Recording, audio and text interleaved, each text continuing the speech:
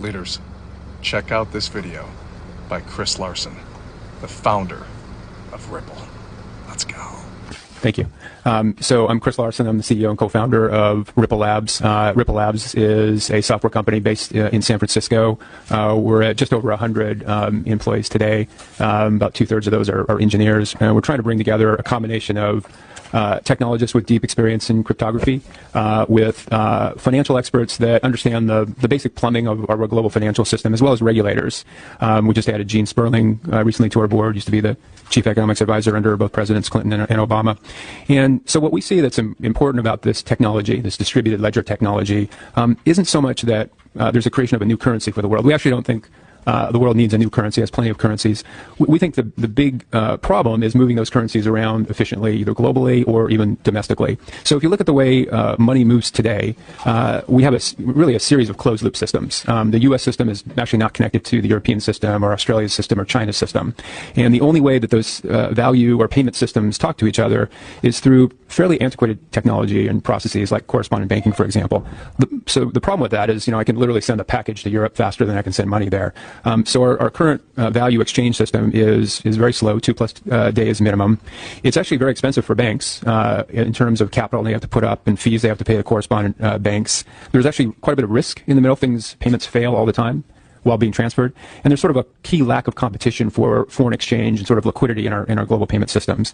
So what we see these technologies for being important today is addressing that need of banks to move value internationally and domestically. So we actually don't think today there's a particularly strong consumer or merchant value proposition. We think there absolutely will be, but we think right now these technologies can actually serve banks as sort of a key missing settlement infrastructure at the bottom of the payment stack.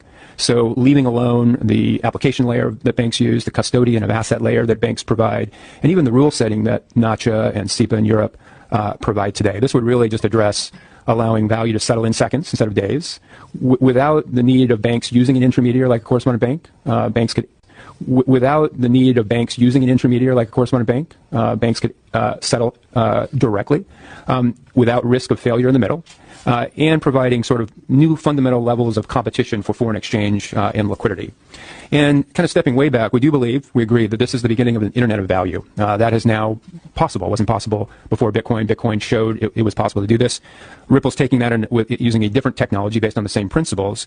But the key thing is we think just like the early days of the internet of knowledge, going back 20 years ago, that internet would not have value unless you got the key custodians of knowledge on board, the universities, the research facilities, think ARPANET, Stanford.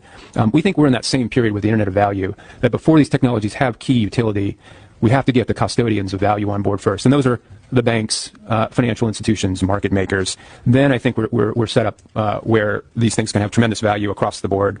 And so again, the value these things bring are speed of payments, seconds from days, the ability to correspond directly bank to bank, with much less counterparty risk in process, and with fundamentally more competition for foreign exchange and liquidity for those institutions, which will trickle down to the businesses and consumers that use those institutions.